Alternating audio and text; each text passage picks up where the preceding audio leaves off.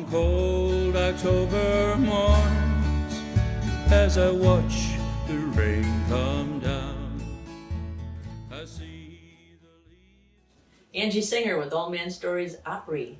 And I'm joined today by my buddy BoxCar Bob Selby. Hey, Bob. Hey, Angie. How's it going, kid? Good. All really right, good. all Good to right. see you. It's I good can to call be you back kid, with you. can I? Kid? Yeah. I'll call you Grandpa.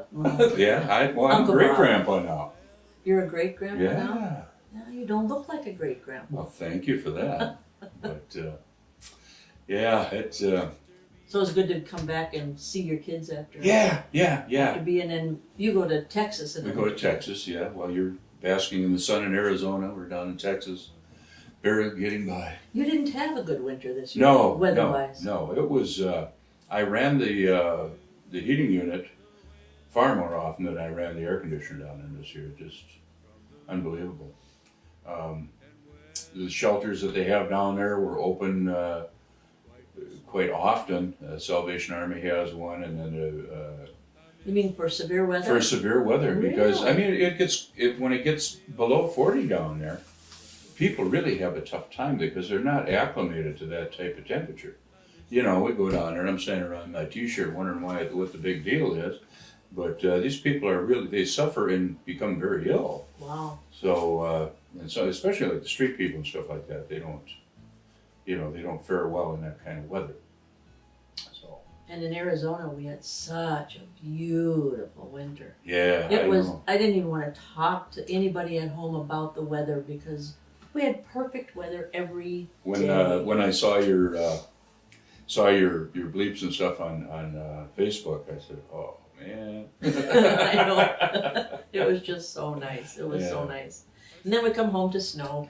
But you know, I think we come home to snow every spring, don't we? Well, yeah, and you know, Brenda loves snow. I mean, my wife loves snow. Yeah, She- that's what but- she was saying. And Yeah, but then again, but she she don't says, have to I shovel don't it. have to shovel. Yeah, That's what yeah, she yeah. said. I can just look at it. I said, well, I can look at it on TV and it's just fine. It's beautiful stuff. It really does. It Yes, covers it up a is. multitude of things. Yes, it does. But then they come back again. Yes, they Yeah. do. Yes, they And now do. while you spend your winter in Texas, like I spend my winter in Mhm. Arizona, and there's so much music everywhere Yes. you look. Yes. And the same is true in Texas, where Mhm. you are. Yeah. You're down by West Laco. and- Well, yeah, I'm near West Laco. I'm actually in McAllen. McAllen. Yeah, and then there's Mission next door. And then there's Far. music everywhere you look. Absolutely. Isn't it great? Yes. You meet all these musicians all over, and they're such nice people. We have a jam at our park on Fridays, and it runs from 1 o'clock. It's supposed to quit about 3:30. Well, we've had so many musicians show up and so many people come to listen. The thing has run till 4:30 sometimes. And Is it You an know, open jam where yeah, people can? How yeah, many people yeah. do you get? How many? 40, Musicians. 50 musicians. Yikes! Yeah. And I'm part of the stage band. I play rhythm for them. And then Berger Olson from Minnesota. I don't know if you've met Berger. No. Okay, I used to run with him down in Texas. We called ourselves, it's just the two of us, so we called ourselves Two's a Plenty. Hey. So I'd sing and play, and he'd play the bass, and he's got an old '57 Gibson bass. He's all over, and it was fun Wow. to play with him. And he didn't end up our bass player.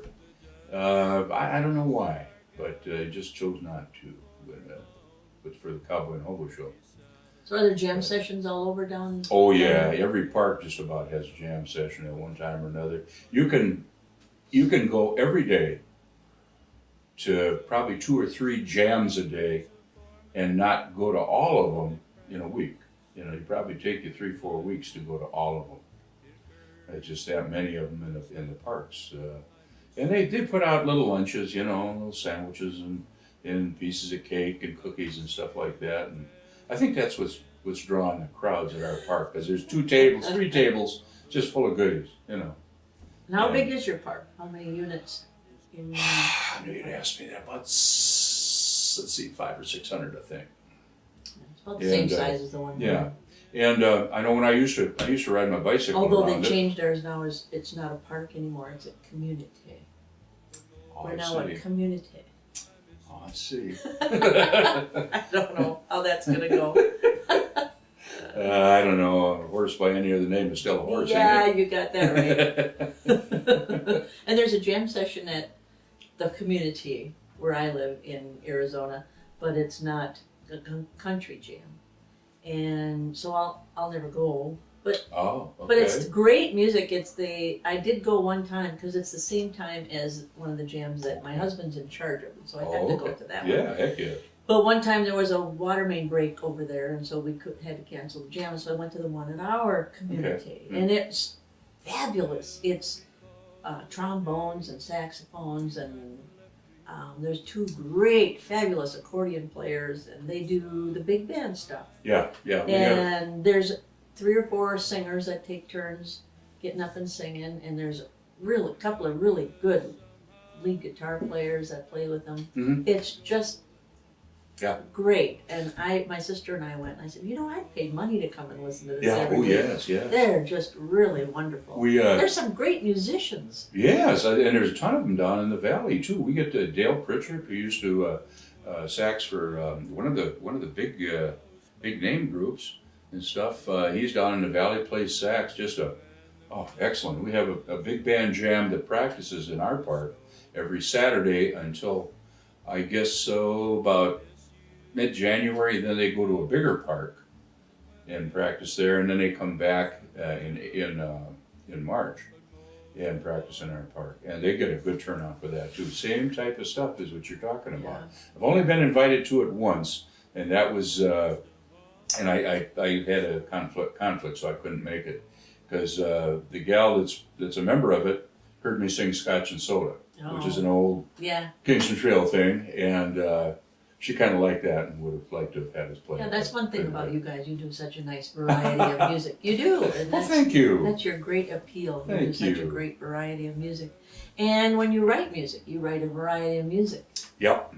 The Low Down Lawman Blues we've heard, and the MTA song, which is Charlie the Man Who Never Returned. Yep. So a lot of variety, good variety. You're such a good songwriter. Well, thank you. So now the next one we're going to talk about. Next song we're going to talk about is I Miss You in the Morn, is the name of it.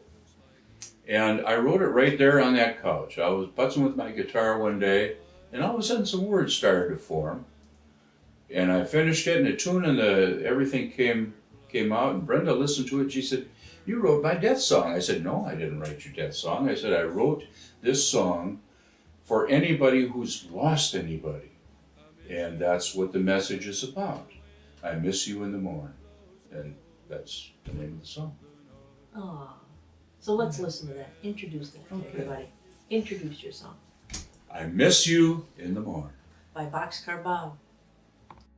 I miss you in the evening when the autumn sun goes down. But most of all, I miss you in the morning.